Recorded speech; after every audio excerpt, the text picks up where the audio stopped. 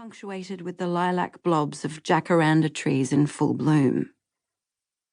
She was oblivious to the fact that everyone in the room was now looking at her.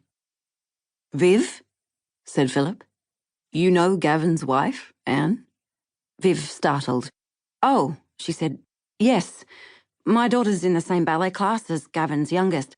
I haven't spoken to Anne since—" She trailed off. Philip looked at Viv speculatively. "Good. Excellent. You should deliver a casserole. The kitchen will make one." When Philip turned away, Viv grimaced at Ruth and raised an eyebrow. Philip was an inveterate mansplainer, but telling Viv how to do empathy for a friend of hers was next level even for him. Philip's index finger moved to the second item on his agenda. "The funeral will be Thursday week. I'll send details when I have them." 2 weeks from the day he died, said Craig Prologue. Bemuscled with precise, chiselled features, Craig was the oasis of handsome in the Brisbane office. "That's a long time." "Some Mineralic people are coming out from head office in Houston," Philip explained. "Maybe it's taking more time than usual to make the arrangements." "Nah," said Carlo D'Ortenzio. "Police will be doing an autopsy. Always takes a couple of weeks to release the body if there's an autopsy."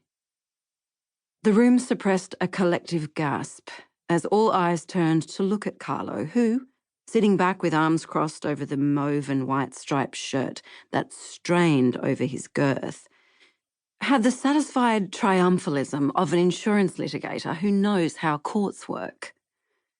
It was Philip who asked the question everyone was thinking. "What makes you think they're doing an autopsy?" "Well," Carlo said patiently, "he was how old?" Philip consulted a printout from his client database.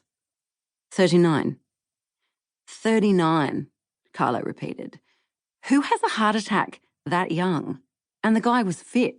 The coppers aren't going to take the heart attack line at face value. They have to investigate any suspicious death.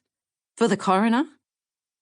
There was silence as the room absorbed that information and recoiled in collective irk. Philip spoke first. "We have to think how poor Gavin's death will affect his team at Mineralic." Philip always liked to frame conversations around Mineralic, the multinational mining company Gavin worked for, which was the biggest client of the Brisbane office. "I don't think we should mention theories like autopsies into—" He paused to find a phrase that would give a terrible topic an appropriate degree of dignity. "Cause of death." He added, "We should proceed as if everything is normal." Normal? A client was dead, and Philip was talking about normalcy? He had to be kidding. Howard Greene clients usually enjoyed the vigorous good health of the top 1%. They ate well, wore a gadget on their wrist that pinged when they hit their exercise goals, and, if something went wrong, called on the private services of Australia's world-class health system. Premature death wasn't their thing.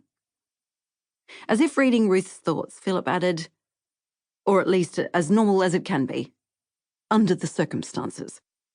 "What you mean is," Craig said, "we shouldn't go around spouting theories about murder." The room froze. A collective gaping, a holding of breath, as the word reverberated through them. It was Philip who broke the silence. "Yes," he said, "we should keep fanciful theories to ourselves." Carlo slumped down in his chair and audibly exhaled, a warm gust of irritation. Still, Ruth thought, Philip and Craig were right. Whipping up a frenzy of speculation in the absence of any facts did nobody any good. "Is anybody stepping in for Gavin?" Craig asked. "Work-wise?" "Gloria," said Philip. "I've been dealing with her. She was the one who rang me to let me know." Gloria was Gavin's offsider, the next most senior lawyer on the Mineralic team. "She's a good operator," said Viv.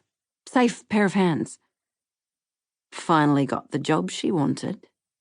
It was Craig who dropped that dead cat into the conversation. The room ignored it, pretending he hadn't said it. They ran through some files Gavin had been involved in.